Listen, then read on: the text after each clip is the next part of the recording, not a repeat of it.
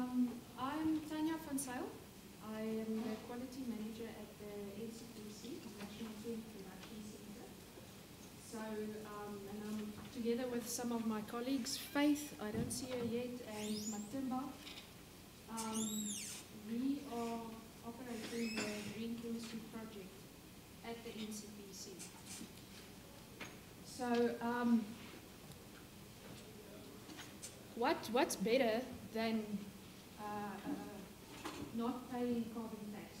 You've heard about carbon tax in this morning's session, and can you guys hear me? Okay. But yeah. Recording, you need to be on the mic. Yeah. Unmuted there. It's unmuted. Can you hear me? Okay. I wonder if this one's working. That one's working. Okay.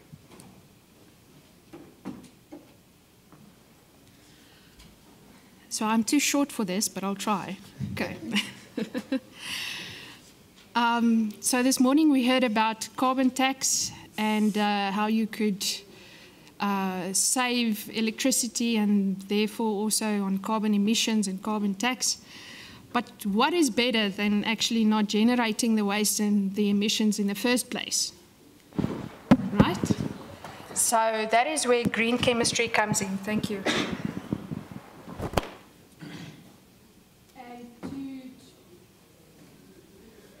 To many people, this will be a new concept. It was to me as well.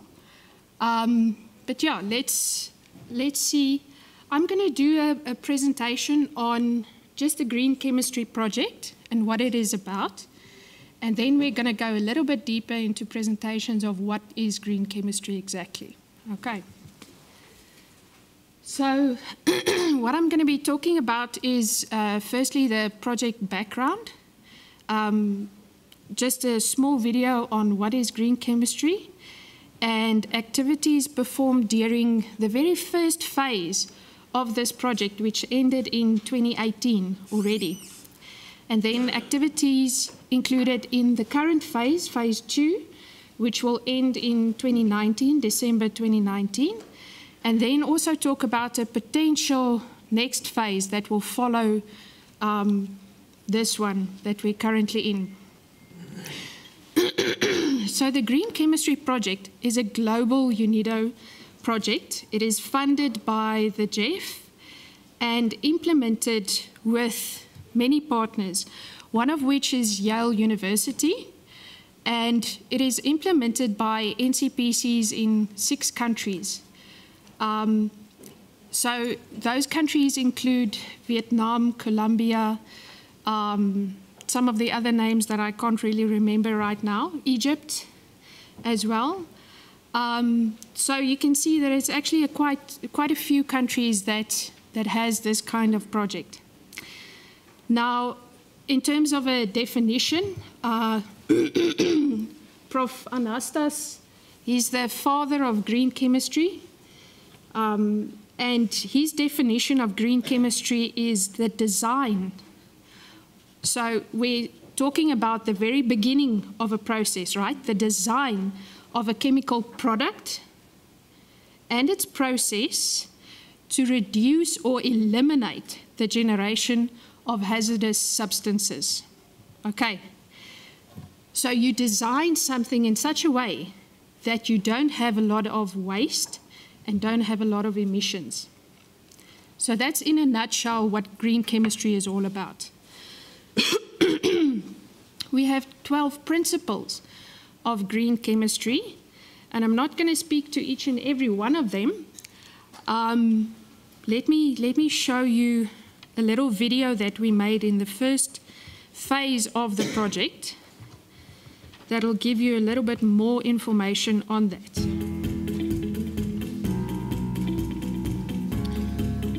Green chemistry is the design of chemical products and processes that reduce or eliminate the use and generation of hazardous substances.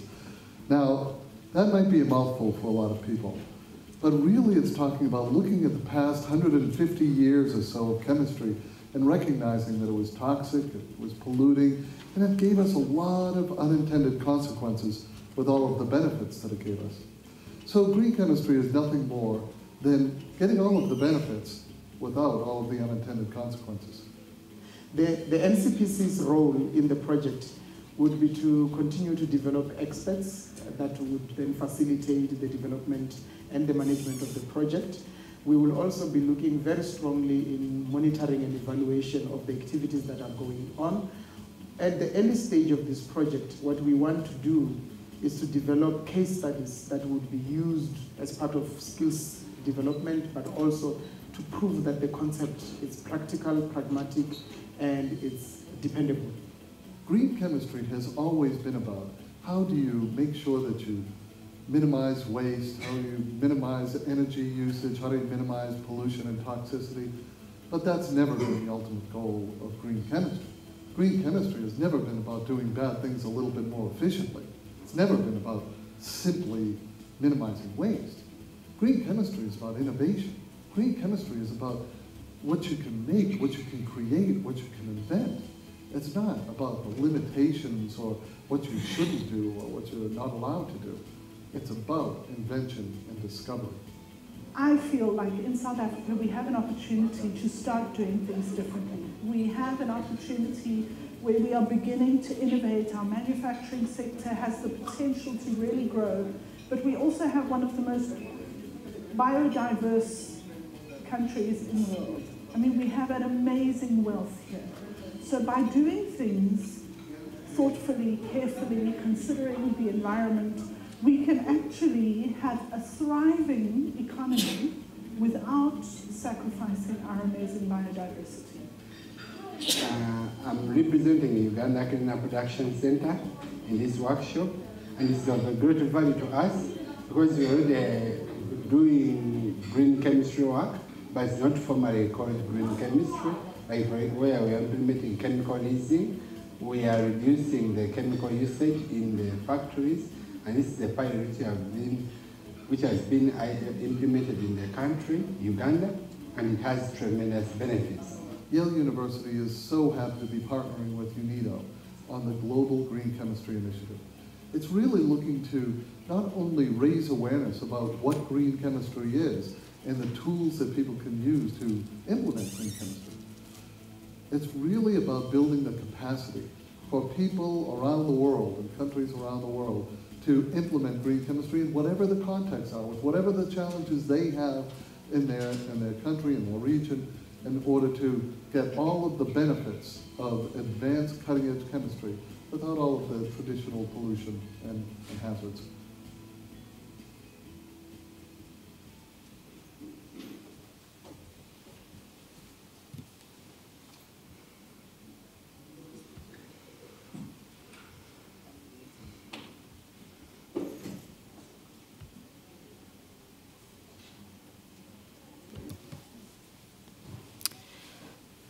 Okay, so now you have a little bit of an overview of what green chemistry is, and without overlapping too much in the next presentation, I want to leave you with the 12 principles of green chemistry. And if you came in through that door or that door, you would have seen that there's some flyers as well, which includes all the 12 principles if you want them on paper as well. Okay.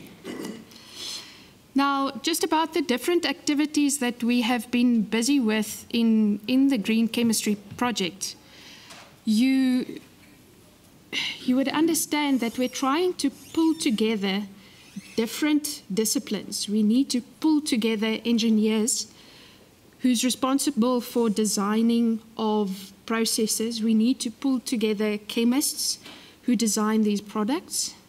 We need to pull together pharmacists and pharmaceutical companies, everybody who's busy with green chemistry, and the implementation of such a project is not all that easy.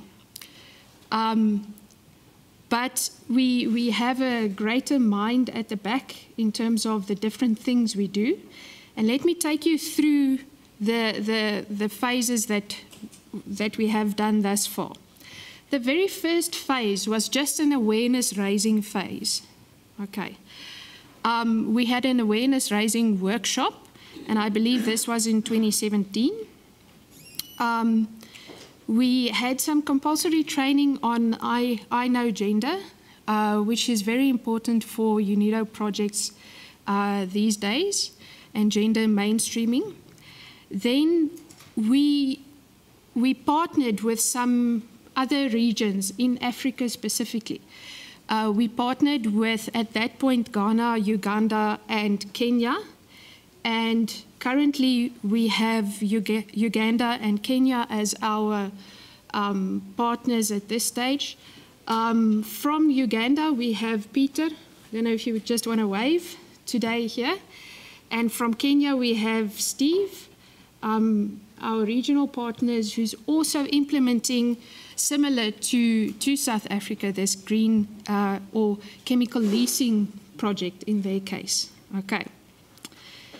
We've also developed 2 case studies of green chemistry in South Africa during the first phase. These are technologies that improved emissions and improved waste or minimized the waste in South Africa. So we've developed 2 case studies during the first phase, and we did a baseline study just to understand what is the current state of affairs in terms of green chemistry in South Africa.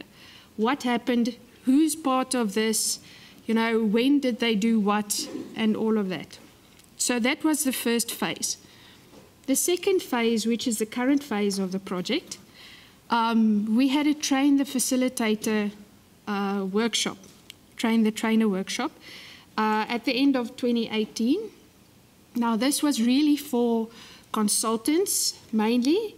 We had some academia there as well, and as well as government representatives, so that they are also aware of what is happening in terms of green chemistry. The material for that workshop was developed and supplied by the Yale University, with Prof. Anastas leading the development of that. Another part of the second phase is the development of awareness-raising material. So on the NCPC website, we are currently setting up a page just dedicated to green chemistry, which will have all the new information, all the upcoming events, and some documented information on green chemistry as well. Yesterday, actually, we had a green chemistry curriculum workshop as well. And this is now where we spoke to academia. And we now have this wealth of information in terms of a curriculum that was developed by Yale. And we need to implement that in our universities. Our students need to understand what green chemistry is.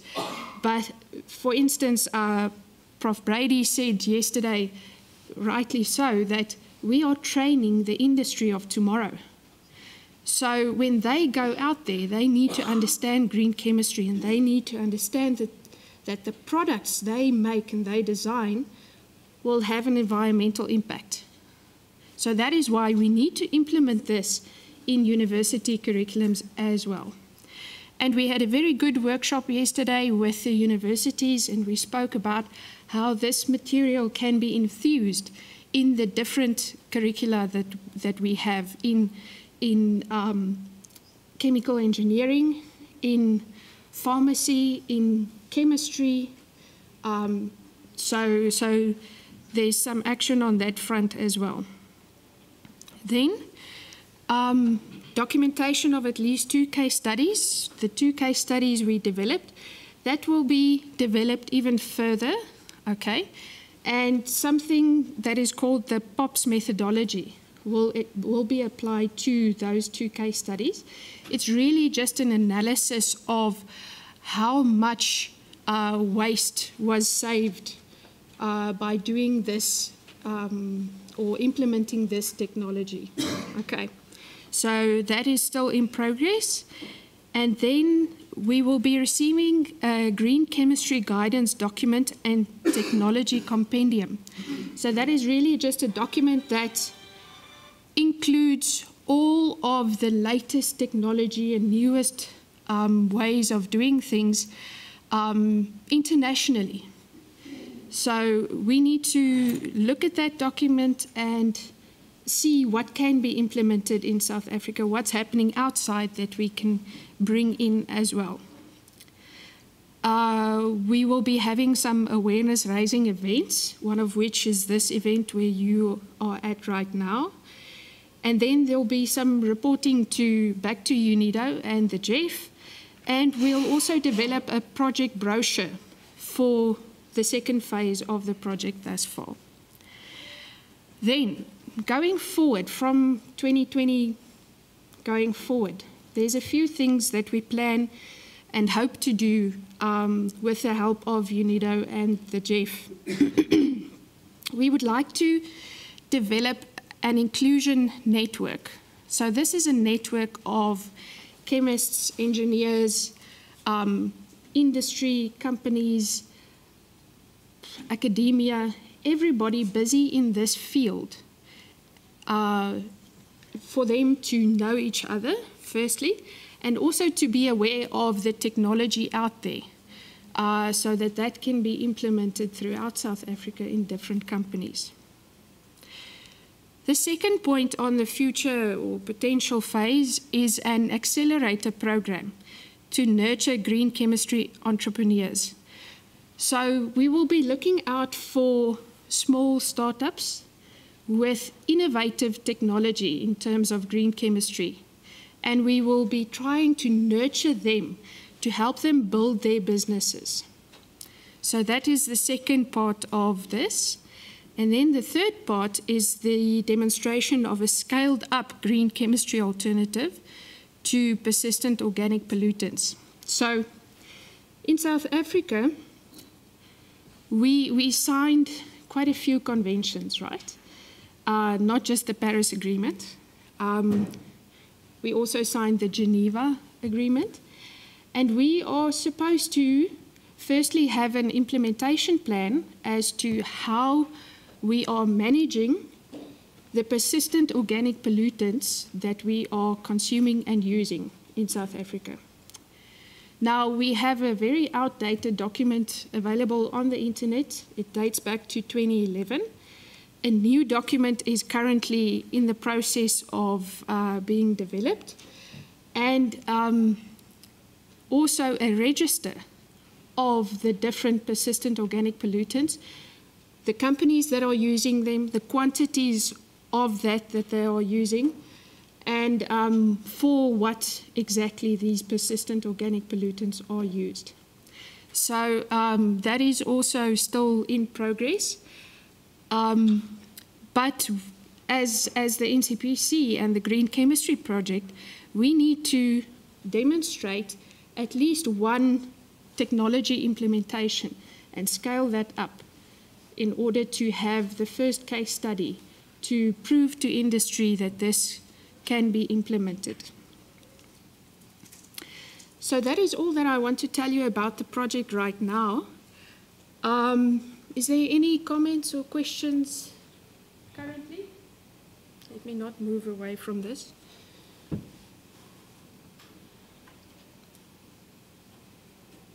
Nothing.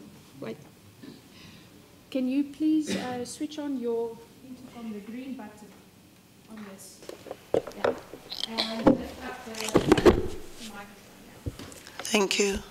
I just want to find, thanks for the opportunity. I just want to find out if we have a company, like an energy engineering company, and we would like to get involved, like after today, get more information and maybe be hands-on. How do we go about? Okay. You are welcome to contact me and Faith specifically. We leading the project, so yeah, please get involved. Thanks a lot. Okay. Any other comments? I have one there.